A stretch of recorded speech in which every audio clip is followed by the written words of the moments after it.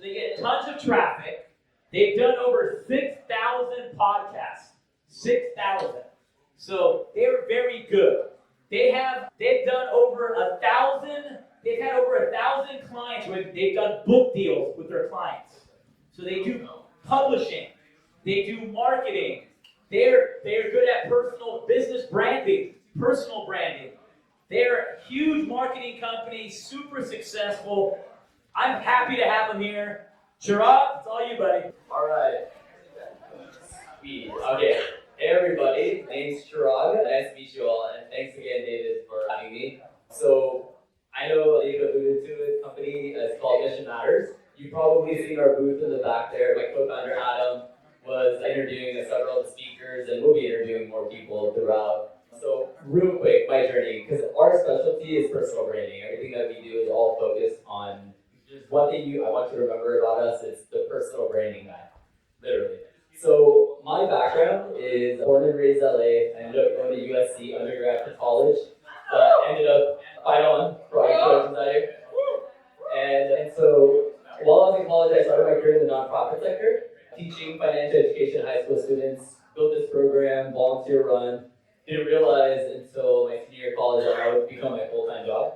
And so we won this huge White House competition, utilizing social media as a voting thing. We had about 1,500 organizations that applied to it, and ended up winning the award. And we ended up getting recognized at that time by President Obama at the White House. We got about $10 million worth of free publicity from that, which ended up us allowing to get funded by Blackstone, JP Morgan Chase, BofA, and all these foundations. That became my full-time job right after college.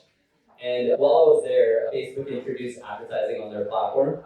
We spent $50 on Facebook ads running this Kickstarter campaign, trying to raise $10,000 for the nonprofit. And I remember the first time we spent $50 on Facebook ads, we got $100 back in donations.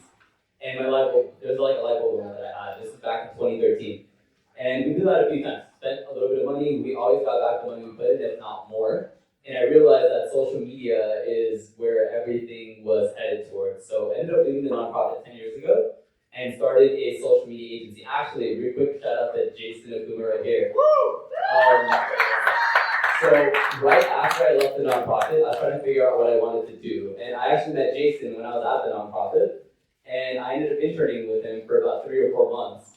And that was actually my stepping stone to get into social media. And I got the ins and outs working with Jason, and learned quite a bit from him because that was my on-ramp to get into, full dive deep into the social media side of things.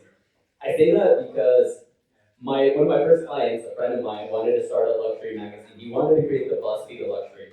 And essentially within 6 months, we take this platform that's non-existent to reaching over 20 million people a month. We had every major luxury brand reach out to us. We probably coordinated like 500 events while I was there. We realized we studied Forbes and every other major media outlet that was out there. And so reverse engineered and realized that you have to host events, you have to keep creating content. And social media was evolving how, magazines were working because everyone was moving away from print just because it didn't make sense. You have to spend money. Why would you do that when you could just go direct online and have no cost whatsoever? So for 7-8 years I was running this company and simultaneously had a social media agency that I was managing. And so through some mutual friends, I actually connected with Adam and my co-founder, and he used to be in finance back in the day. And there were a lot of things, we ended up just meeting as friends, and while we were connecting, he was in the finance industry. So he went from working for a large bank to starting his own firm. And during that transition, he ended up publishing a book, which is a total painful process and a pain in the ass. For anyone that's published a book, kudos to you. I'm actually working on my first full book now, and it sucks. But I say that ironically because I have a book publishing company with Adam, so. I know, really helping us on book sales. Thank you. Thank you, Chirag. I say that because he published the first book, it did really well, and he created tons of opportunities. You got tons of speaking opportunities, and he'll tell you, you got his first paid speaking opportunity flying to Kansas for a night, you got paid nice 5 figures for that. And it kept building up, and he wanted to publish a second book. Our idea was, if you guys are familiar with the Chicken Soup for the Soul, our idea was, instead of you writing a full book, what if we bring 15 authors together and we all write a chapter in that book? A lot easier to do. So that's how it started. The company started by accident. It started off with this one book project. which did really well. We got approached by other authors who liked this concept and said, hey, instead of just doing one book, can you do another one? And we did.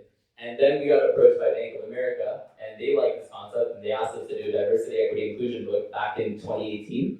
And they funded the whole book project itself. Adam and I accidentally stumbled upon a company, and we were doing a lot of things to build up his personal brand. And so we launched the podcast for him back in 2017.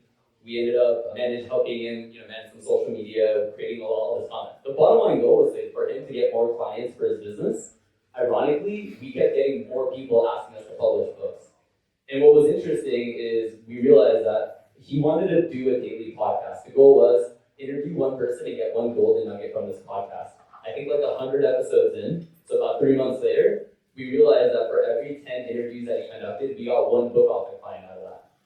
And that's actually what built up our entire company. We realized that if you launch a podcast, you could basically build an entire media brand around it and essentially use that to do business development at the same time. So it's like you're doing sales, business development, and you're building a media brand simultaneously. Nowadays, you become a social media influencer, but it allows you to create content and publish it on every single platform. That's what we realized. So we say that because 6,000 interviews later, Adam's conducted, I think his record is he conducted 22 interviews in one day, about 7.5, 8 hours nonstop in the podcast booth. And out of those 6,000 or so interviews we conducted, we probably have over 1,000 clients. A lot of them were guests on our podcast first. And it's funny because it allowed us to build this entire media brand around it. And as we were building this up, what we realized along the way is that everything is centered around building a personal brand now, just the way social media has evolved. And that's why we went head first into building a personal brand agency versus just building a marketing agency. I used to have a marketing agency, we used to do social media marketing, but we realized there's a huge opportunity. If you build a personal brand, it allows you to stick apart, it allows you to kind of stay afloat.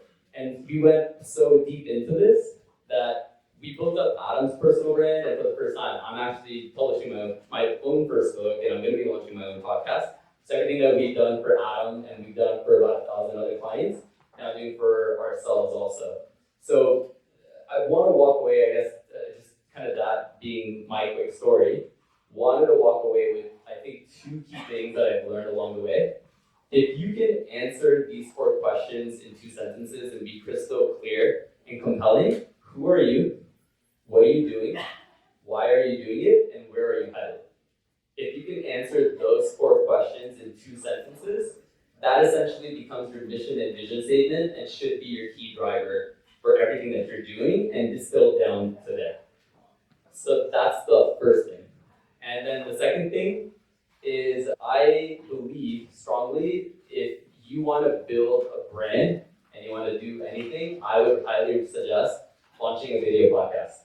Just because you can create so many different forms of content around it. You can cut it up and you can create content for TikTok and Instagram and YouTube Shorts and for LinkedIn. You have the long form content that you can now create for your long form YouTube channel and for all the podcasting channels. You can transcribe it and you can get blog post content out of that. And then you can even create advertising content out of that too. So I'm going to stop there because I want to take questions. I want to make this more of a dialogue. So any questions? Yeah. What's an example of your 2 sentences? Mine? So my mission, very simply, is to help 1 billion people identify and accomplish their life mission by the time I'm dead. Cool. That's it. Awesome. And where are you headed? Where am I headed? Well, I'm going to be working on this until I'm dead. For me, this is a life mission, this company. So for me, of course it is. So for me, it's to make sure that the way that I see the world is if every single person on the planet could identify that life mission and work on it and actually accomplish that life mission, I think that would be the most amazing place to live. I have a question. Can you tell us some personal branding mistakes that you've seen? Yeah, I think I've seen a lot of people play a pin the tail on the donkey with social media. Like I have a lot of clients that know they need to do social media. And what ends up happening is they try a bunch of things, they'll start copying other people, but there's no strategy in place. They don't really understand why they're doing it, they don't really have a concrete vision, mission statement. So what ends up happening is they just try a bunch of things. Sometimes it's good, right? But a lot of times you just end up wasting a lot of time. And it can take many months, years to kind of figure this out versus go hire a professional. Even if it's not us, if you hire someone that can advise you and show you what you need to do, it will save you tons of time, right? And a lot of headache and a lot of money too if you're not doing it properly. So that's probably the number one mistake that I see is people just start trying a lot of different things, but there's no such thing strategy that brings everything together. And a lot of people don't know who they are. How do you help them to build personal brand? Do you have some kind of evaluation? Great question. Okay, so we actually launched a personal brand accelerator. We launched an 8-week program to help people figure out who they are, what they're doing, where they're headed, right? All of the questions that I answered. Essentially, our whole framework is around the concept of ikigai in Japanese, basically profits, passion, purpose, very simply. That's our framework. We created an 8-week program where you meet once a week in a group setting and in a small group of like 5 to 10 other leaders, and we walk you through step by step of where do you want to be 5, 10, 20 years from now? Reverse engineer that process of like, this is your vision statement, these are your core values, this is your brand message. Secondly, this is your target audience that you're trying to connect with. And then from there, then you build a content strategy and social media strategy, and then refine, build an elevator pitch. And then also, if it makes sense to speak on stage, coordinate a TED Talk, and if it makes sense to launch a podcast, then go into the tactical things of what's going to actually build a brand. But essentially, that's what we realized, and that's what our entire company is based on, is build out the strategy, and then help execute the strategy right after. I have a question. Like, what about like when your personal brand is the villain? Like when I look at someone like Jake Paul, he's like signing up to be the guy that everyone's like, I got a problem with that guy. And that's worked very, very well. We want to see him fight in a ring against a guy that we love to get beat up or not. And the same thing for like a Charles Barkley. He's like, I'm not a role model. Like what about when your brand is on the villain side? Is that still... Yeah, I mean, that's part of the strategy, right? It works, right? He's generating more eyeballs than ever before, right? I mean, Jake and Logan Paul, as controversial as they are, they're generating eyeballs, right? And that's kind of the name of the game. Like, look at the dollar amounts that they're commanding, right? I mean, what Jake Paul got paid $40 million or more, way more than that, just for like a 1-hour fight. So it could be, and that could be part of your strategy is you create so much controversy that you're going to get limelight from that. And maybe that is the way to go for some people. That's good, my brother. Okay, cool.